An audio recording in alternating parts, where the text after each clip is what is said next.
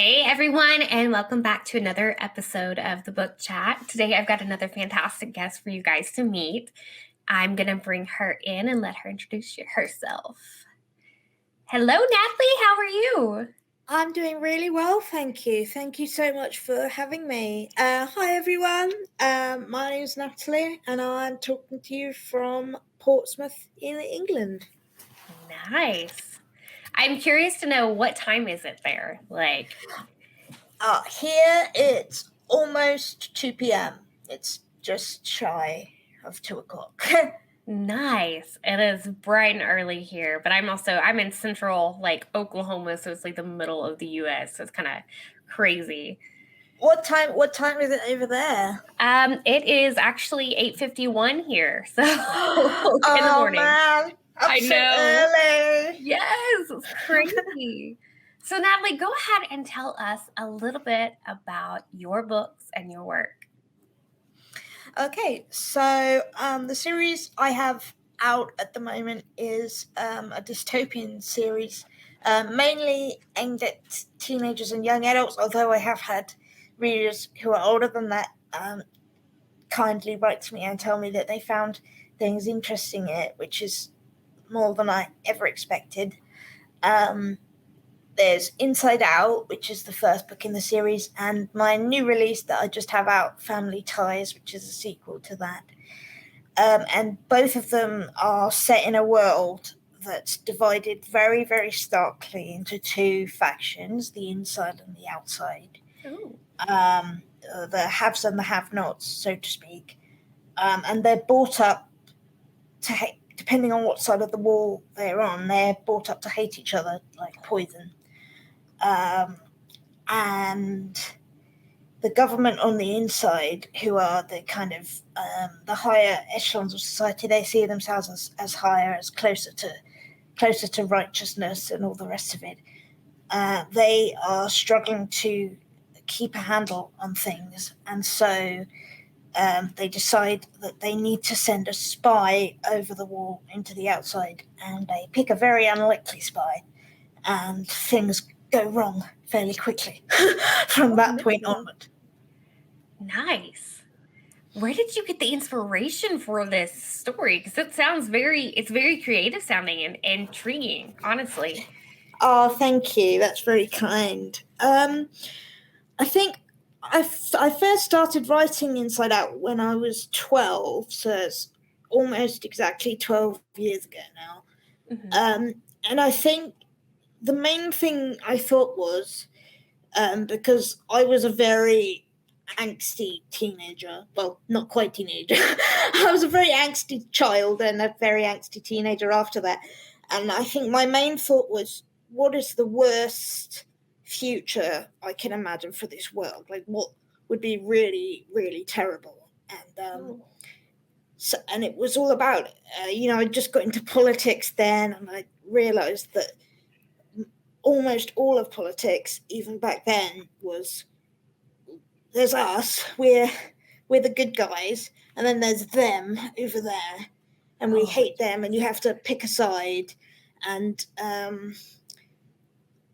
kind of worryingly, it's kind of got less like a dystopia and more close to reality. I know, right? 12 years have gone up, which kind of terrifies me, because I'd love to be like, I was so angsty and pessimistic as a teenager, but it's not turned out that bad. Yeah. But in many ways, it really, really has. And another factor in choosing to write a book like that, that's about prejudice, is I am a wheelchair user full time. Mm-hmm. Of a condition called cerebral palsy. Mm-hmm. And when I was a child, when I was growing up, not with my family, but with people outside of my sort of immediate family unit, I quite often got told, I am a them, I'm not an us. So I was used to kind of being, oh, you're not one of us, you don't belong here, based on something that I couldn't control, and that really, really annoyed me. So yeah, I guess it's a bit of a protest book in that sense, because that's stupid. Yeah, I agree. And I like that you've done that because that's still like a huge problem, even though a lot of people have kind of really pushed to make things more equal and accessible. And I kind of get where you're coming from. My best friend she's got a spinal cord injury and she's wheelchair bound as well. So it's always frustrating because there's certain places we can't go together because she can't get in. And yeah, I love that you've tied that inspiration into your creation. Yeah, thank you. I think it's interesting you say that because I think when I first wrote the book, so I finished the first draft when I was 14, I started when I was 12. If someone had asked me if my disability was relevant to the book, I would have said no. I sort of thought of them as different things, and I still do in a way. I'm an artist, Yeah. so it's not like autobiographical or anything. But I do think when I would go back and I'd edit it and I'd reread, and when I do readings and things, sometimes I am sort of struck by, oh right, this is kind of where this comes from, because I remember very, very clearly what that's like. Yeah. To be expressly kind of, you are not one of us, you're one of them, and we, and that's why I get so angry when I see it happen to people, not just disabled people, but so people of color would be a big one, and Black Lives Matter, and trans rights, and any kind of person really who, just because of something that's completely random, completely not within their control, and this bunch of other people just go, oh yeah, we don't like you, like it's not based on their actions, it's just based on something ridiculous, something stupid, and it annoys me so much. Yeah. And I think it probably always will. Yeah, and it's interesting how that stuff kind of finds its way into our writing. I've discovered that in my own writing personally, I found that there's issues from my past that I haven't let go of. And I'm like, holy cow, I thought I put that like aside. And then it's like, it makes you stop, especially when you go back and read over it, like you mentioned, and you're like, wow, that came out. Yeah, I'm nodding like a nodding dog here. I'm like, yeah. Like, that's so much like my experience too. And like, I'm glad you've said that, because now at least I know I'm not alone in my sort of surprising myself, which is. Yeah, it's actually pretty common. So let's talk about starting your writing young. Like you said, you started writing your books at 12. Like, what are some of the things you've learned and how difficult the process is with getting your books out there? Oh, that's such a great question. I think, well, the first thing I learned was that I could in fact do it. I could finish a full length, but when I started, I had no idea if I actually could do it or not. Like, I'd always wanted to be a writer. I'd always written short stories and poems and things like that. But I'd never tried a novel before. And I was like, can I actually do this? So the first thing I've learned is that I actually can do it. The second thing that I learned is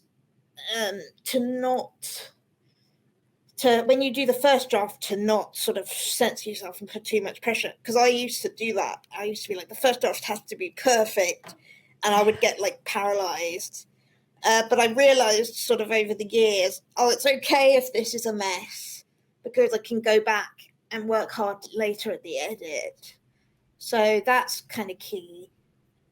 In terms of how hard it is to get your work out there, I think in one sense, it's easier now than it's ever been, because you have these amazing self-published authors or independent publishing houses like mine. So you're not beholden to a gatekeeper, like an agent or a big publishing house. But on the other hand, because there's so much great work out there, to kind of get heard above all of that is harder than I thought it would be, for sure. Yeah. That's awesome, though. Like that you've come. I'm impressed with the fact that you started so early writing, because I didn't figure out like that I wanted to do this until I was 26, I think. So And that was during like the whole time I was pregnant with my son and everything. I kind of was like, we're going to see how this goes. Sorry, my chair keeps sliding backwards. And I'm like, if you see me like slowly pulling myself up, it's because it keeps sliding backwards. I don't think the floor is uneven, but I guess maybe it is. Because I had a stationary chair sitting here before, and I'm like, okay, this is moving a lot. Like, oh no. So tell me about the characters in your stories. Okay, so the Inside Out series is really an ensemble cast. There's not really someone I would count sort of as a main character, because it was really important to me that I had characters from both sides of this divide that have always hated each other. Yeah. But that they were kind of, that whichever side you were looking at, you were kind of like, oh, like I get this. I understand. I understand what this is like.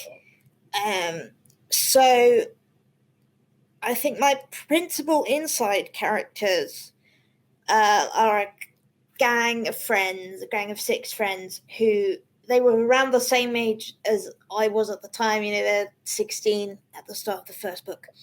And they're all very different from each other, but they all complement each other very well. And they all kind of, not in a kind of codependent way, but I think they would find it quite difficult to function without each other. Mm-hmm. Because, I have 2 characters in particular, Zach and Bliss, who are, they're polar opposites of each other, but they need each other in order to balance the other one out. Yeah. So Zach, bless him, is very anxious about everything all the time, which is very much, that's me. So I'm kind of him and me, we're the kind of the uptight ones. Yeah. And then Bliss, they've both been through things, like, not to give too much away, they've both been through stuff, but they respond to it in polar opposite ways. Oh. Bliss is much more like, yeah, I can do this, like, I've dealt with so much worse than this, I can deal with this too. And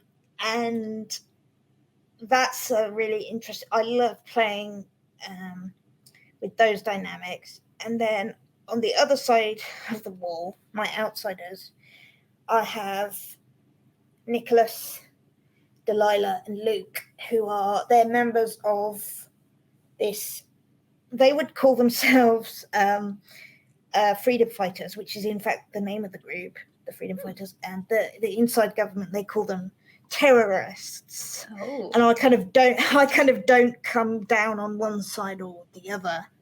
Yeah. Kind of like, this is the things that they do, and they do, all 3 of them do terrible things for what they think are good reasons, because they think, this is unfair and this is the only way they're going to get hurt.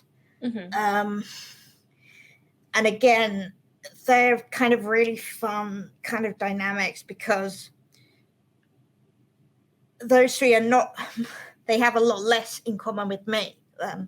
Lucas in particular, he's kind of a kind of villainous mm-hmm. figure. So it's not that he doesn't have a moral code, he does, but his moral code only revolves around himself.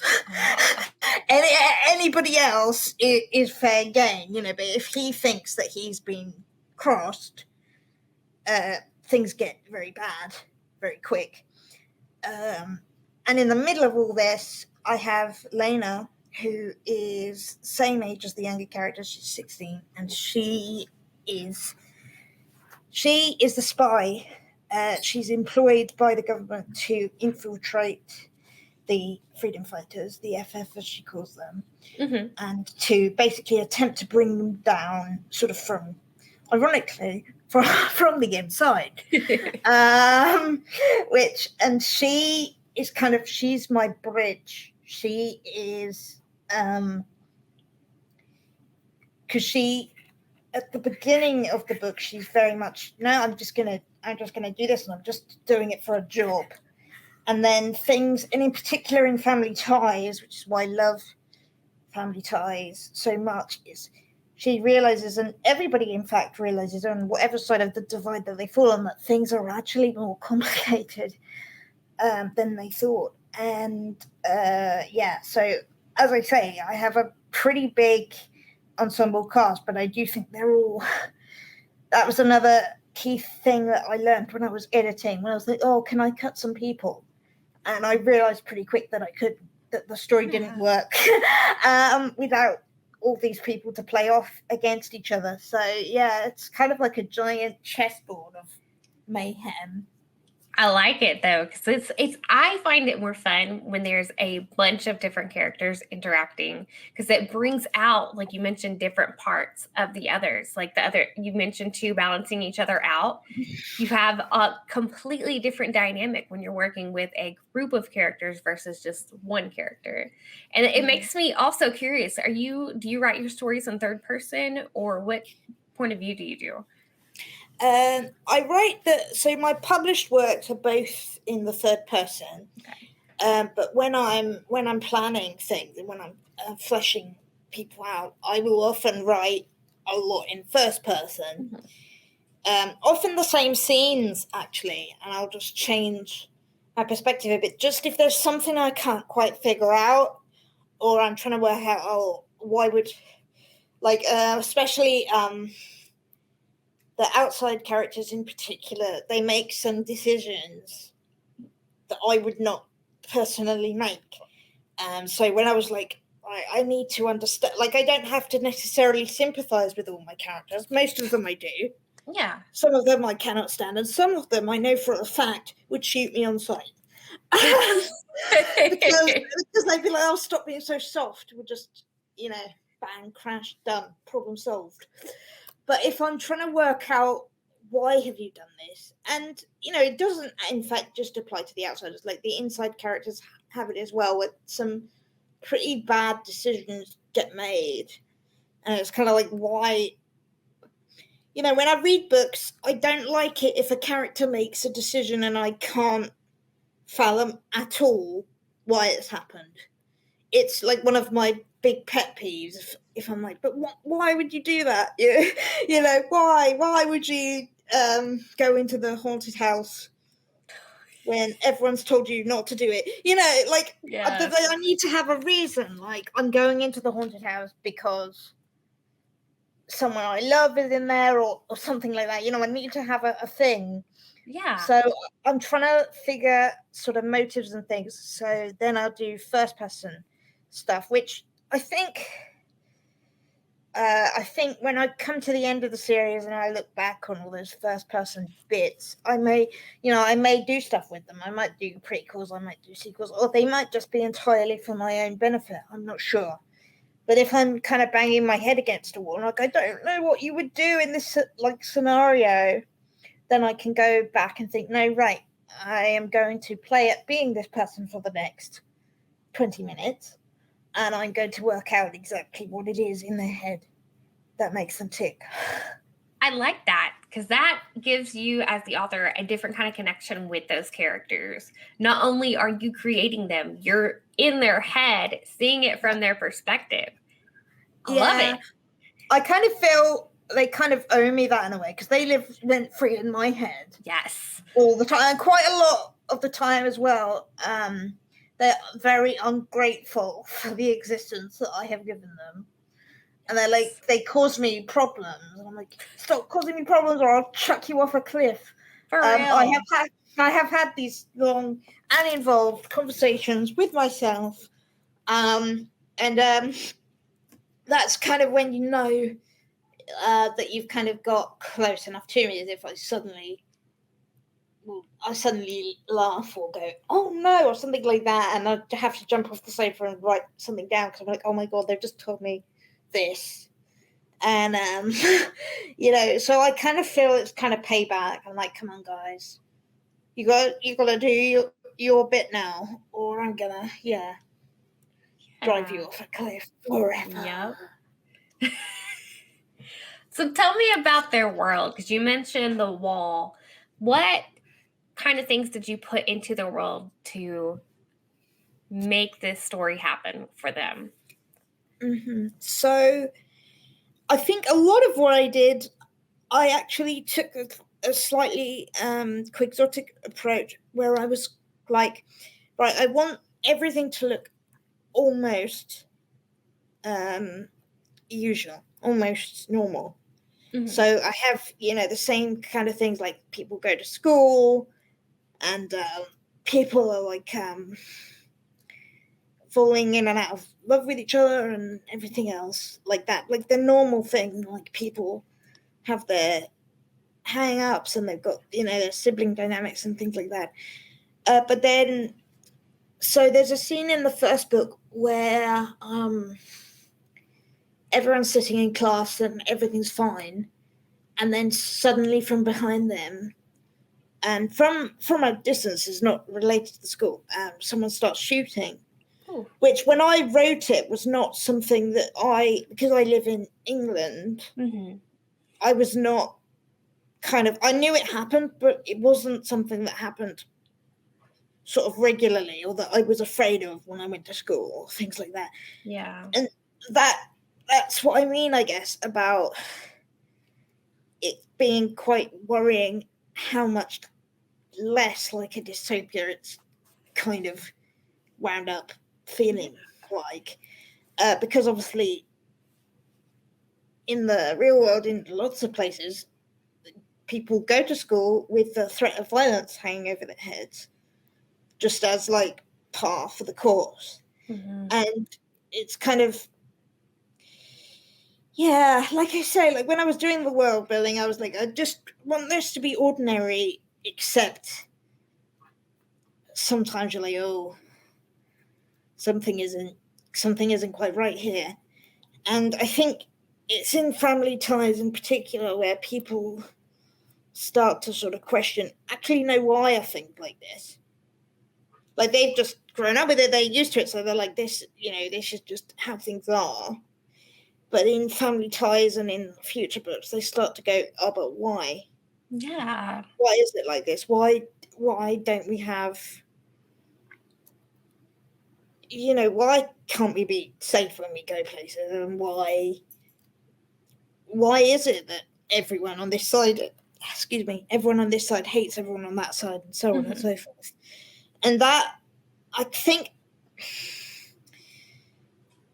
the world building I'm kind of doing in a more sort of, not more subtle, but in a more kind of gradual way, because when you live in a weird world, you don't think it's weird. Yeah. And then suddenly you're like, oh, this is weird. Like that's happened to me quite a lot. Like if I'm like, oh yeah, I'm just gonna if I'm like talking with my friends or something and they say, oh, we want to go to this restaurant or whatever, and I have to immediately look it up and check if there's step-free access. Yeah. And if there isn't, I can't go in. And it's not something that they thought of before, but it's not something I think of as odd. So it's kind of a microcosm of that, because I've just grown up like that. Like that's just how things have to be. Yeah. So I kind of wanted to sort of be a bit more subtle about it. But yeah, as the series goes on, the kind of the this isn't right pile begins to outweigh the this is normal. Like I can relate to this pile, but I think, yeah, it's kind of a bit of a long old road to get to that point. Yeah. It sounds like it. But I like you've tied all that in and made it seem for the characters like they're having to discover why things are the way they are. Because a lot of authors don't do that. They're just like, here's your world and here's the characters. And it's like, but gradually discovering it with the characters, that's a whole unique, different perspective. And it pulls the reader in more. Thank you. I mean, it was a big risk. I knew when I was doing it, it was a risk, because, when I got the contract for the first book, I was like, I'm going to put this out and people are going to think, oh, she's not really fleshed the lore out as much. So I was like, I know that this is going to happen, but it's because, I've done it for a reason, that the people discover things later on the line. But it was a big risk that I took, because I knew that wouldn't necessarily fly with everybody. Yeah. But it's just, I don't know, it's just something about the way I do things. I don't like to show all my cards at once. Yes, yes. And for some, like that big info dump at the start, like that, with the world is like this, and there's this, and this, like it's a turnoff. Like it doesn't pull the reader into the story. And as a reader myself, I've always found those books to be the hardest to get pulled into. I agree. And I'm also a lot kind of, I always like the feeling when I'm reading a book. And often I have nothing to base this on because I've never seen anything with the author speaking or anything like that. But I like the feeling that I sometimes get that the writer always knows more than they're telling me. Yes. I like that because I'm like, tell me your secrets. I'm like on a little treasure hunt and I'm like unearthing stuff.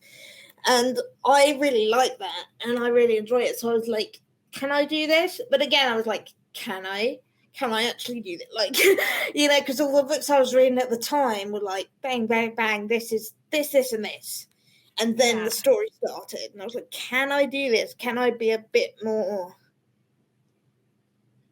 subtle? And actually, I had a lot of fun, and for some people it doesn't work, and I get that.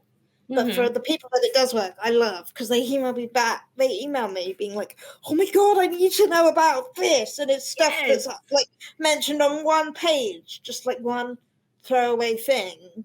Yeah. And someone cares enough about it to find me on Instagram and send me a message being like, "I need to know about this," which I just blows my mind. Like it blows my mind. And when that happens, that's my day made. Nothing can ruin my day because I'm like, yes. That is the best feeling, honestly, when they reach out like that. It's a lot of readers don't even think about it, but as much of our heart and our soul goes into our work, like sometimes we need that validation that somebody out there loves it just as much as we do, I certainly do. Because when I I was like saying to my mum, I was like, you do realize, because she was obviously being a mum, she was very excited about the whole thing. She was like, you're going to be famous and blah, blah, blah, blah, blah. As mums are. I was like, you do realize, Mum, but no one else apart from me is going to like this. You do realize this is madness. And she was like, oh, don't be ridiculous. But I was very much, except for my mum, I'd never shown anyone before. And I was really, really like, the imposter syndrome was like a really big thing. I was like, oh my god. And I was like, I know I've broken the rules. Like, I've broken the rules because I haven't got a main character. I've broken the rules because of different things to do with world building and things like that. So I'm like, I am going to be in so much trouble. I don't know who I thought I was going to be in trouble with, like the writing gods or something, that they just turn up with a clipboard and be like, nah. you can't do this. But I remember the first morning I got an Instagram message from someone who was like, I'm really sorry to bother you and please feel free to ignore this, but I just wanted to tell you that I really loved your book and I have questions. And I did a victory dance around the living room because I was like, yes.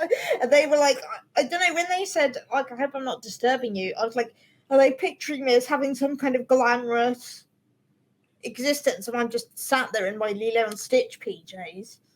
Yes. With like a bag of fudge, and I'm just like, yeah, this is cool. And they imagine me, I don't know, living in some ancient writerly mansion, because that's how I always used to imagine my favorite writers before I realized, oh, hang on, no, there are no helicopters or things. You just sit around in your PJs doing work. Yep. Which I will totally take the PJs over having to dress super nice, honestly. It's the best thing, genuinely, about being a writer, is that you don't have to get dressed in. Like, my sister is a research assistant for like this very big, very serious university project, and she has this whole like work wardrobe, and she's got everything worked out, and I'm just like, I'm just going to stay in my onesie today, but it's fine because I'm still doing work. Like, I've dressed up for you today. I'm actually wearing day clothes. Yes. No, I'm the same way. I'd rather just like walk around in sweatpants and just like be comfy and warm to just work on stuff. Because it's honestly, that's like, you might as well be comfortable if you're staying home to work on writing stuff and like whatnot. So it's like the perk. Like, yes. writing is hard. So it's like the perk is, oh, at least I can do it in my PJs. Yes. That's the number one life goal, I feel. Yes, I agree. Well, we have reached the end of our time, Natalie. So go ahead and tell our listeners and viewers where they can find you and your books. Yes, so you can find me on Twitter, Instagram, or Facebook. I'm at Natalie Hibberd on Twitter and Facebook, so original I know, and at Natalie Hibberd Author on Instagram. And you can also reach out and connect with me at nataliehibberdauthor.co.uk. My books, plural, are available from most online book retailers, and also if you would rather have a paperback copy, you can go into your local bookstore and order a copy to be sent out to you. And if you decide, from having listened to me prattle on for a while, that that's something that you would like to do, it makes me very, very happy, and I really, really hope you enjoy reading the books because I love writing them. And if you do enjoy the books, or even if you don't, but preferably if you do, feel free to drop me a message and tell me your thoughts, because as I say, that to me is the beginning of a perfect day. Yes. Well, thank you so much for hanging out with me on the show today. Thank you so much for having me. I've had such good fun.